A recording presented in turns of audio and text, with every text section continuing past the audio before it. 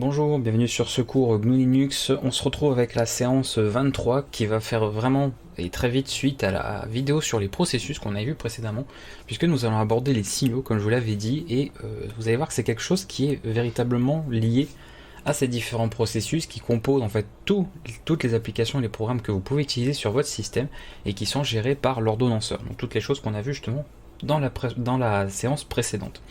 Alors un signal ici au niveau en termes de signaux, d'accord, par rapport à ce que nous allons voir dans cette vidéo, concerne tout simplement un message qu'un processus va pouvoir envoyer à un autre, d'accord. Donc c'est un moyen en fait de communication d'un processus à un autre pour pouvoir demander en fait un certain type d'action ou éventuellement changer, c'est ça ce que nous allons voir, l'état ou le statut d'un processus. Alors petit rappel dans ce qu'on avait vu précédemment, je vous avais parlé par exemple quand on faisait la fameuse commande comme ça pour lister les processus, on avait leurs différents statuts ici, je vous avais rapidement expliqué voilà, en fonction des lettres, à quoi ça correspondait, un processus stoppé, un processus en attente, etc. On avait abordé pas mal de points par rapport à ça. Alors la première chose à savoir déjà, au niveau de ces signaux, c'est une commande qui va nous permettre d'envoyer un certain type de signal particulier. Et la première commande à connaître au niveau de votre terminal, c'est la commande kill, d'accord ? Alors cette commande ne va pas servir qu'à tuer des processus comme l'indiquerait le nom, mais elle va posséder tout un tas d'options qui nous permettra de faire différentes actions. Alors déjà, vous n'avez pas forcément besoin de retenir les noms exacts des types, d'accord, donc des noms des différents signaux que vous avez.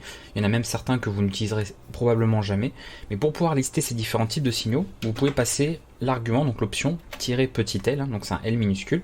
Et on retrouve ici un numéro, donc ça c'est le numéro du signal en question, et le nom qui correspond. Donc vous voyez qu'ils commencent tous par les trois lettres SIG, c'est-à-dire que vous verrez qu'on peut rapidement écrire par exemple le nom d'un des signaux en mettant simplement les lettres qui viennent après le terme SIG, ou son numéro. Donc maintenant, comment on va envoyer déjà un signal ? Eh bien, on va utiliser toujours cette commande kill, et on a ici après plusieurs options. Alors à la fin on mettra le PID du processus, et au niveau des options, eh bien, on va pouvoir comme ça spécifier le type de signal à envoyer d'un processus à l'autre. Je rappelle ici, par exemple, au niveau de notre terminal, nous sommes dans un processus également.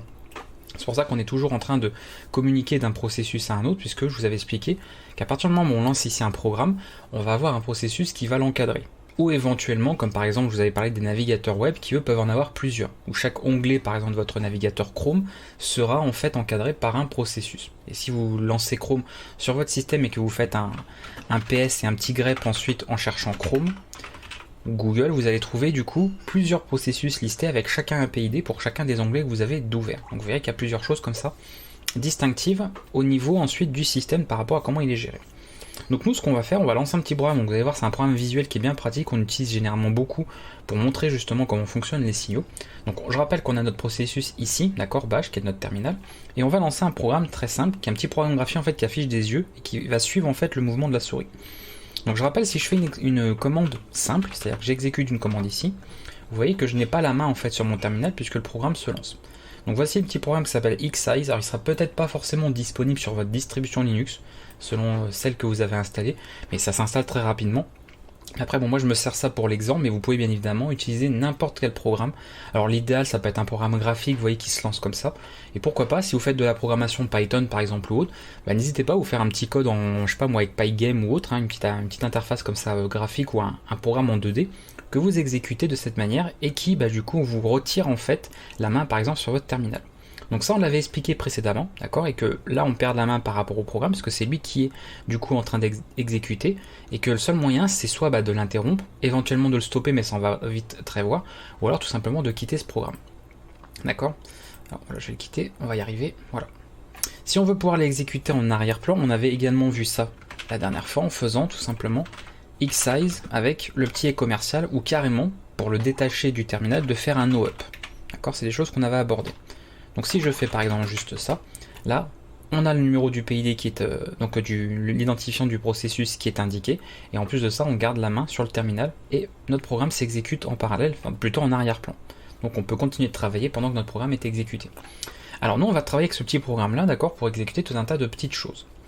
Alors déjà, on a encore une fois, donc je rappelle nos différents types de processus, de signaux, pardon. D'accord, il y a plusieurs types différents. Alors il y en a plein que je ne vais pas vous expliquer, parce qu'il y en a même moi que je ne connais pas forcément, ou en tout cas j'en ai pas l'utilité personnellement, donc ils n'ont pas forcément d'utilité pour certains cas. Ils sont bien précis, donc on peut trouver le détail de tous ces types de signaux en fonction, mais on va surtout se contenter de certains. Alors déjà, on a ici un programme qui est en... Alors on va peut-être le remettre en exécution. Non, on va le laisser comme ça, c'est pas gênant. Donc on a un programme ici. Attendez, on va le quitter comme ça, on va juste faire un X-size, voilà, pour revenir ici. Voilà, comme ça on a notre programme qui tourne, on a ici le PID, donc l'identifiant du processus qui est là. Et on va pouvoir se servir de ce PID justement pour travailler. On pourrait toujours, encore une fois, je rappelle, faire simplement un X-size pour le retrouver, d'accord? On retrouverait ce numéro éventuellement si on en a besoin. Et voilà, ici ça nous donne directement, on gagne du temps, donc autant passer par là. On va du coup, depuis notre terminal ici, envoyer un signal, d'accord, au processus qui fait tourner justement l'application X-size pour changer son état. Donc là, il est en exécution, d'accord, vous voyez qu'il suit exactement les mouvements de la souris, donc c'est la particularité de ce petit programme. Donc c'est pour ça que c'était bien pratique pour vous montrer ça en tant qu'exemple pour la vidéo. Et on va le mettre en pause. On va stopper en fait le processus pour qu'il attende en fait quelque chose, donc qu'il attende par exemple qu'on le réveille, d'accord, qu'on le sorte de son sommeil. Donc pour mettre en pause, on a tout simplement le signal qui est sig stop, d'accord, donc c'est très simple à connaître, hein, sig stop, et on peut juste marquer stop. Donc voici toutes les manières, je vais montrer plusieurs syntaxes, après je n'en ferai qu'une seule parce qu'il y a vraiment plusieurs manières de procéder. Vous pouvez soit mettre donc la commande kill, et vous suivez ensuite du numéro qui concerne la commande. Donc pour stop, je crois que c'est 19, donc on peut vérifier de toute façon pour être sûr, ça évitera de vous dire des bêtises. Sig stop, voilà, ou 19, d'accord. Donc vous pouvez soit faire ceci, -19, d'accord, qui correspond au signal sig stop, ou alors vous mettez tout le nom complet après le tiret, ou alors vous mettez juste ce qui vient après sig, donc là c'est stop, ou alors, donc vous voyez, il y a vraiment plein de syntaxes différentes, un -s pour dire j'envoie un signal particulier, et là pareil, vous pouvez mettre sig stop, ou le numéro, ou le nom on va dire un peu plus réduit. Donc il y a vraiment plein de syntaxes, à vous d'adopter celle que vous voulez. Quand on a après, on prend très vite l'habitude, généralement on passe par les numéros, parce que on se souvient plus facilement des numéros des fois que des noms, parce qu'on a l'habitude d'utiliser très souvent pas mal de types de signaux, notamment le -9 qu'on verra pour tuer, donc kill un processus, dont on verra plus tard. Donc là on va stopper ce processus, donc je vais lui envoyer 19, et ensuite on indique le numéro du PID concerné, donc concerné par rapport au processus qu'on veut stopper. Donc je fais ceci, et là vous voyez qu'il me dit qu'il est arrêté. Et là, vous voyez que mon application ne réagit plus. Elle continue d'exister, d'accord, on n'a pas tué le processus, mais elle est vraiment stoppée, elle est en sommeil. Donc là, du coup, je peux continuer de faire pas mal de choses, ça ne changera pas. Pour réveiller ce programme, donc l'inverse en fait de stop, qui va en fait vraiment mettre en sommeil le processus pour réveiller un processus qui est endormi, on va utiliser le signal sigcount, qui est, vous voyez, le numéro juste avant. Donc on va faire ça, 18. Et là, on reprend la main, en fait, tout simplement, sur notre programme. D'accord? Donc très important. Et pour tuer ce processus, donc ça c'est des fois vous aurez besoin de faire, admettons que vous avez un programme qui ne marche pas, qui plante ou je ne sais quoi, plutôt que de voir, vous n'avez pas besoin de redémarrer votre système ou de faire un reset, vous pouvez voir le processus en question, d'accord, qui peut poser problème. Et généralement, on fait un simple -9, le processus en question, et là on kill. Voilà, tout simplement. Pour ceux qui sont sur Windows par exemple, parce que je pense que vous allez vous servir de Windows pour beaucoup, ça reviendrait en fait à passer par gestionnaire de tâches et de faire un fin de tâche, d'accord, tout simplement, d'arrêter une tâche comme ça à la main, donc par méthode graphique, même si on pourrait le faire aussi en ligne de commande, mais voilà, ça revient à ça, c'est essayer de killer le processus pour pas avoir à faire un reset du PC. Ça c'est ce qu'on fait quand on ne sait pas utiliser malheureusement son ordinateur, mais quand on sait se servir de son système, avant d'appuyer sur le bouton reset de la tour ou du PC portable, et bien évidemment on parle en termes de processus, donc on cherche à kill le processus qui bloque, d'accord, qui est buggé ou qui a planté, avant de devoir tout arrêter ou tout redémarrer. Donc voilà comment que ça se passe de ce côté.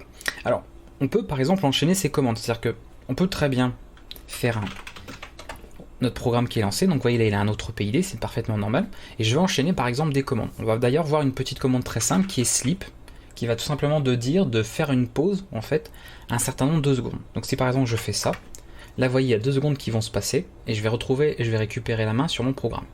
Donc ça on peut très bien s'amuser, vous voyez que là mon programme est parfaitement disponible.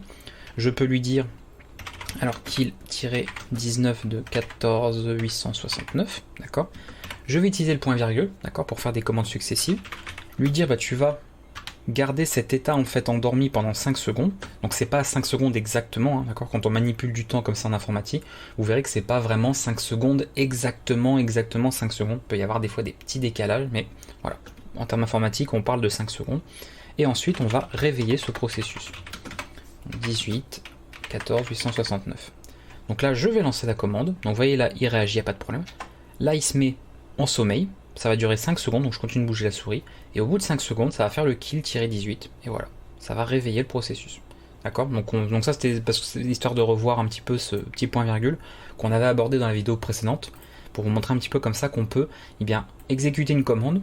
Ensuite, une fois que celle-là est terminée, donc seulement quand elle est terminée, parce que c'est pas un pipe, rappelez-vous, on récupère pas le résultat forcément de la commande d'avant, c'est juste on fait une commande, et ensuite on en fait une autre, et ensuite on en fait une autre. Ça permet d'exécuter des commandes successives en une seule ligne, plutôt que de devoir faire ça une fois, après on fait entrer, après on fait ça, etc. D'autant que si vous faites le slip tout de suite, vous n'aurez pas la main sur le terminal, n'oubliez pas. Donc en faisant tout à la suite comme ça permet de continuer à travailler à côté, sans forcément tout bloquer. Voilà, donc ça c'est plutôt pratique. Alors, on va l'enlever comme ça. Et on peut comme ça, vous voyez, envoyer un signal différent. Alors, comment il s'appelle ? Le SIG stop, ça correspondrait en fait à un CTRL Z. C'est-à-dire qu'en gros, si vous avez un programme qui est lancé, d'accord ? Quand on envoie en fait un signal avec stop, en fait, ça reviendrait à faire un CTRL Z. Vous voyez là, j'ai fait un CTRL Z avec mon clavier. Enfin, vous le voyez pas, mais j'ai fait un CTRL Z avec mon clavier. On le voit d'ailleurs ici à la rigueur. Voilà, quand ça affiche ce genre de symbole, ça correspond au fait qu'on appuie sur le clavier sur la touche CTRL et Z, et ça revient à envoyer un signal. C'est-à-dire quand avec votre clavier vous faites CTRL plus Z, et bien votre clavier envoie le signal justement stop au processus qui est en cours de démarrage, d'accord, qui est concerné. Donc là, ça a arrêté X-Size. Et là, du coup, je peux sans problème. Alors, je n'ai pas pour le coup, je n'ai pas comment ça s'appelle, le PID. Donc je vais juste faire ça, et après, je peux toujours le relancer. Donc là c'est combien ? 885, et voilà, et on récupère la main dessus, d'accord ? Donc on peut faire ce genre de choses. On peut également interrompre, d'accord ? Donc non pas kill directement, mais interrompre, donc arrêter vraiment notre processus, et ça correspond, donc si je retourne ici, vous voyez, donc c'est cette version-là, d'accord ? Int, qui est tout simplement le numéro 2, ça reviendrait à faire un CTRL-C. Ça vous est sûrement déjà arrivé d'exécuter une longue commande, rappelez-vous, je crois que c'est dans la vidéo précédente qu'on avait fait ça, par exemple, et c'est trop long, donc on n'a pas envie d'attendre jusqu'au bout, donc qu'est-ce qu'on fait sur le clavier ? On fait un CTRL-C. Et hop, ça interrompt, d'accord, la commande. Voilà, donc là, on en voit bien le CTRL-C qui a été fait. Et bien, en fait, quand vous faites ça, même chose, n'oubliez pas voilà, qu'on travaille toujours, en fait, voilà, les processus communiquent, il ne faut pas imaginer qu'on appuie sur le clavier et que ça fait quelque chose d'autre, c'est votre clavier est un périphérique donc d'entrée, d'accord, de lecture, et votre système attend quelque chose, une action de ce clavier, éventuellement. Il est en écoute sur votre clavier, sur votre souris, sur pas mal d'autres éléments. Donc si vous faites un CTRL-C, ça va envoyer, votre clavier va envoyer en fait un signal SIG-INT, donc d'interruption, qui va interrompre le processus en cours. Et du coup, ça reviendrait exactement à faire un kill-2 par exemple, du processus en question. D'accord ? Donc là, on mettrait le PID du processus. D'accord ? Concerné. Voilà. Donc ça, c'est les types de signaux à connaître. Int pour l'interruption, stop pour arrêter un processus, d'accord, le mettre en sommeil, count pour continue, donc reprendre, donc réveiller un processus qui était endormi, et on a le fameux kill qui est vraiment lui, voilà, on tue un processus, on arrête complètement toute l'exécution et tout se ferme. Donc ça, donc en fait, quand je fais ça, c'est le pareil logique, la simple fermeture ou CTRL W éventuellement, parce que souvent les CTRL W ferment un logiciel graphique, et bien ça envoie un signal kill, d'accord, logiquement ça tue les processus. Alors ça résout une petite partie de tout ce qui concerne l'exécution de nos programmes, mais je vous avais expliqué aussi qu'il y avait certains programmes, par exemple nos navigateurs web, qui peuvent avoir plusieurs processus. Si on fait et qu'on utilise la commande kill, vous avez vu que la commande kill travaille avec un PID en particulier. Mais si on a par exemple Chrome que l'on souhaite quitter complètement, donc en supprimant tous les processus autour, la commande kill ne va pas suffire, il faudrait que vous supprimiez chaque processus un à un. Alors on peut le faire, on peut s'amuser à faire par exemple ce genre de choses, en mettant par exemple un premier PID, et puis un deuxième, et un troisième, etc. On peut comme ça les enchaîner, mais voilà, c'est pas forcément très pratique, c'est un peu long à faire. Donc il existe une autre commande que kill, qui va permettre de supprimer, donc ça pour ceux qui sont sur Windows, ça correspondrait au fait de terminer l'arborescence des tâches, je crois que ça s'appelle comme ça sur Windows, de mémoire, et bien nous avons la commande kill all, qui est correspondante. Donc kill all, elle va pas prendre un PID, parce que je vous ai dit encore une fois, c'est pour supprimer tous les processus d'un même programme, mais tout simplement le nom du processus en question. Donc on va dire celui, vous allez par exemple avoir, je sais pas moi, 15 processus pour Google Chrome, mais ils auront tous le même nom, d'accord ? Le nom sera le même, par contre le PID sera différent. Donc en faisant par exemple un kill all de Chrome, s'il s'appelle par exemple comme ça, ou je crois des fois il s'appelle Google Chrome, et peu importe, vous allez quitter tous les processus correspondant à cette application. Alors, Moi ici, je sais pas si j'ai un exemple, peut-être avec Firefox, peut-être un moyen de lancer. On va regarder. Il est où? Firefox est bien installé, oui. On va lancer genre plein d'onglets, et je vais voir s'il me fait plein de processus. On va faire genre test. On va lancer plein de choses. Hein. Voilà. Bon, on va s'arrêter là. Grep. Alors déjà, c'est Firefox. Hein. Je me gourre pas, la dernière fois j'avais mis Mozilla, mais forcément il trouvait pas. Ou par contre c'est pas très lisible. Mais en tout cas, bon, on voit qu'on va refaire ça. On va mettre ça dans un fichier. Hein. Ce sera plus pratique. Voilà. Hop. C'est surtout pour vous. Moi je peux lire comme ça, mais c'est pour vous. Pour que ce soit lisé au niveau de la vidéo. Voilà.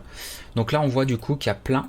D'accord, on voit Firefox. Donc effectivement, vous voyez, on a chaque truc par rapport à un onglet. Donc ça doit correspondre à chaque onglet. Et on a plein. Vous voyez, de PID en fait correspondant. Donc je sais que ça vient bien de moi puisque vous voyez que c'est mon nom d'utilisateur. Donc c'est bien moi le propriétaire de ces processus. Et on a plein de choses qui sont reliées à Firefox. Donc si on veut tout quitter, donc en gros, plutôt que d'avoir tout ça, alors, je vais juste refaire cette commande. En fait, j'ai même pas besoin de faire un... On va juste comme ça, juste pour voir s'il y a des choses. D'accord, il veut pas les prendre. Bon, tant pis, on va garder pour avoir les détails. On a pas mal de choses liées à Firefox. Et ce que nous allons faire nous ici, alors si on essaye de kill un des processus, on va pas tout fermer, on va par exemple fermer un onglet ou ce genre de choses, d'accord, on va fermer qu'une partie du programme, mais on peut s'amuser, je pense que le nom va être Firefox, à faire ceci, et là vous voyez on kill absolument tout. Donc là normalement, je devrais plus retrouver du Firefox dans la liste. Et il y a celui-là, ah oui mais il y a la commande que j'ai fait, voilà, celui qu'on retrouve, ça c'est un processus qui a été ouvert parce que j'ai fait un grep, d'accord. Comme je vous avais dit, quand on fait un grep, en plus il y a un pipe qui a été fait, et bien oui ça devient un processus, ça a été stocké dans un processus, donc voilà. On n'a plus du tout de traces de l'exécution de ce qu'on a pu faire avec Firefox, donc le navigateur qui était lancé et tous les onglets qui étaient à l'intérieur. Voilà, donc si vous avez besoin de quitter tous les processus liés à une application, un programme, vous utiliserez la commande kill all. Si c'est pour intervenir sur un seul processus en particulier, donc via son PID, on utilisera du coup la commande kill avec toutes les options que je vous ai montrées. Et vous voyez qu'il y a du coup pas mal de choix et pas mal de possibilités. Voilà pour la partie qui était la plus importante, à mon sens, concernant les signaux, d'accord, pour pouvoir manipuler comme ça, envoyer des messages en fait d'un processus à l'autre, et vous verrez, vous pourrez vous amuser avec pas mal de choses, parce que ça, vous pouvez vous en servir, déjà, ça vous permet de comprendre comment fonctionnent vos périphériques, tout ça, de pas se dire, voilà, qu'un clavier, une souris, ça n'envoie rien, ça communique aussi, puisque ça travaille justement avec les processus, ça envoie des signaux, ensuite, ça vous permet de voir comment les utiliser, les manipuler en ligne de commande, comment vos programmes graphiques les manipulent, d'accord, de savoir, quand on clique ici sur la croix, par exemple de mon terminal, c'est pas juste le fait de dire tu éteins tout, c'est qu'on envoie un signal qui avertit en fait d'une action à effectuer. Et après, pour ceux qui font de la programmation, sachez bien évidemment qu'on fait de la programmation système sur Linux, vous pouvez bien sûr manipuler des processus, faire même des forks ou ce genre de choses, travailler avec des processus fils, processus pairs et tout ça, mais vous pouvez bien évidemment envoyer aussi des signaux. Ou alors faire un petit programme comme on le verra dans le dernier chapitre de ce cours, quand on va faire de la programmation dans des scripts bash, on va voir qu'on pourra sans problème, si on veut, envoyer des signaux aussi depuis nos scripts. Puisque dans un script, on peut utiliser des commandes Unix, donc il n'y a aucun problème par rapport à ça. Voilà pour cette petite partie. On va attaquer une autre petite partie de cette vidéo avant d'en terminer, parce qu'il n'y aura pas grand chose à voir. Hein. Il y a beaucoup moins de choses à voir pour le coup que ce qu'on a vu sur les processus précédemment. Notamment pour tout ce qui est traitement de tâches, mais pour gérer cette histoire de priorité. Rappelez-vous, on a pas mal parlé de processus qui s'exécutent en arrière-plan, de choses qui s'exécutent en premier plan, et du coup, vous enlève en fait la main par exemple sur votre autre processus, donc là, en l'occurrence le terminal, puisque c'est de là qu'on lance nos commandes, et on va pouvoir manipuler pas mal de choses. On avait la différence, encore une fois, de faire ce genre de commande, d'accord, où on n'a pas la main sur notre terminal ici, donc sur le processus qui a lancé un autre processus, on est obligé de quitter pour récupérer la main, et sinon on avait ce genre de choses qu'on avait abordé, qui permet de faire ça en tâche de fond, en arrière-plan. Nous on va voir qu'est-ce qui se passe en réalité par rapport à ça. On peut, sans problème, faire, et ça on l'a vu tout à l'heure, ceci, d'accord, on lance le programme. Je vous ai expliqué qu'en faisant un CTRL Z, on va stopper le processus, et l'avantage c'est qu'un processus qui est stoppé, ensuite on va pouvoir faire tout un tas de manipulations. Il existe deux petites commandes très pratiques par rapport à ça. Vous avez la commande FG pour foreground qui va tout simplement dire de passer un processus stoppé, d'accord, donc qui a reçu un signal SIG stop, je rappelle, maintenant vous savez ce que c'est, donc voilà, on peut bien avancer logiquement pour la suite, pour le dire tu le mets au premier plan, d'accord. Donc ici, vous voyez, X-Size est repassé au premier plan, donc on revient à l'état de tout à l'heure, d'accord? Il a la main sur tout. Je refais un CTRL-Z, ça restop, donc ça remet en sommeil le processus, et nous avons une autre commande qui est BG pour background. Donc là c'est l'inverse, c'est-à-dire pour exécuter ça en arrière-plan. D'accord? Donc là je fais ça, et là, automatiquement, on a le programme qui s'exécute en arrière-plan. Donc c'est quand même vachement pratique par rapport à ça. Donc ça peut être pas mal utile d'avoir ce genre de fonctionnement si on veut, quand on a eu un processus lancé en premier plan, de le passer en arrière-plan ou inversement. D'accord? On peut toujours changer éventuellement ce qu'on avait fait en cours de route. C'est pas au départ, il faut choisir la bonne option et après terminer. On peut, rappelez-vous, tout manipuler, tout changer si on veut par rapport à ça. On a vraiment beaucoup plus de contrôle sur notre système et sur tous les processus exécutés ou à exécuter. Donc c'est là que ça a quand même beaucoup d'intérêt. Donc là, vous voyez, il vous montre même en fait qu'il a refait du coup un X-Size avec le petit commercial. C'est que ça revient exactement, background ça revient à faire ça, d'accord, et foreground ça revient à exécuter simplement la commande normale, comme on l'a vu tout à l'heure. Voilà, donc c'est bien de connaître un petit peu ces différents outils qui vous permettront de voir un peu comment tout ça tourne. On a d'ailleurs une commande aussi qui est Jobs, et Jobs va tout simplement vous indiquer les processus en tâche de fond qui sont en train de tourner, avec notamment un numéro, d'accord, pour pouvoir effectuer pas mal de choses. C'est-à-dire qu'à un moment donné, je peux me dire, tiens, tu passes en premier plan le processus numéro 1, ici, qui est dans la liste donc des jobs, hein, d'accord, avec un symbole %. Et là, il repasse au premier plan, d'accord. Je le restop, et on peut refaire deux choses aussi. Alors il a toujours ce numéro 1, ça c'est normal, il n'y en a qu'un seul, hein, donc, et on peut dire BG, ceci, pardon. Voilà, et là il repasse en arrière-plan, donc je peux continuer de faire autre chose à la place. Voilà, donc ça peut prendre ça comme option, vous mettez un % et vous passez le numéro, d'accord, du processus en question, ou en tout cas de la tâche, là on parle de tâche plus que de processus, hein, en l'occurrence, qui est en train donc d'être, qui est disponible en tout cas dans la liste des jobs, d'accord. Donc je vous indique tout ce qui est en exécution ici, et à partir de ce numéro, vous pouvez identifier précisément la tâche que vous voulez passer en premier plan, au premier plan, ou la tâche que vous voulez passer en arrière-plan. Donc voilà un lot de 3 commandes comme ça qui fonctionnent bien ensemble, Jobs, BG et FG, qui peut s'utiliser pour ça et qui bien évidemment derrière manipule beaucoup les signaux. Donc c'est pour ça qu'il fallait que je vous explique tous les signaux avant, comment on manipule tout ça, pour que vous puissiez bien comprendre et l'usage de ces commandes et l'utilité qu'elles pourront éventuellement avoir pour vous. Et je pense qu'on va pouvoir s'arrêter là puisque j'ai abordé tout ce que je voulais vous aborder. Voilà, on va s'arrêter ici, on va refaire un petit... Hop. Donc, vous voyez, vous pouvez faire ça, un kill-kill par exemple, le numéro du PID, et hop, terminé. Donc c'est très rapide et ça va permettre de faire beaucoup de choses, mine de rien, c'est très important de pouvoir comme ça comprendre comment fonctionnent les processus, les signaux. C'était on va dire une grosse partie de ce cours qu'il fallait que j'aborde avec vous, qui n'est pas forcément très simple au départ, mais qui aide énormément à comprendre comment le système fonctionne, voilà, comment le système gère un petit peu l'exécution de toutes vos applications. De ne pas penser qu'une application c'est juste une fenêtre qu'on lance en cliquant sur un menu et qui a juste ça et terminé, qu'il n'y a rien en dessous et qu'on ne peut rien gérer derrière. Autre petite chose par exemple, bon je pense que j'en avais déjà parlé mais ça fait pas mal aussi de rappeler, si je fais par exemple un lancement par exemple d'une application directement en mode graphique, d'accord, vous allez avoir donc, vous êtes en mode Windows, c'est-à-dire que vous allez, votre application qui s'exécute est terminée. On n'a donc absolument aucune information derrière qui est récupérable. On peut bien évidemment, et c'est pour ça que j'en fais un petit rappel, exécuter ça en ligne de commande, d'accord.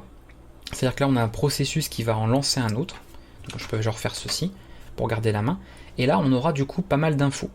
Ou même encore mieux, plutôt même de faire ça, alors là il a quitté, on peut carrément... Voilà, même juste l'exécuter comme ça.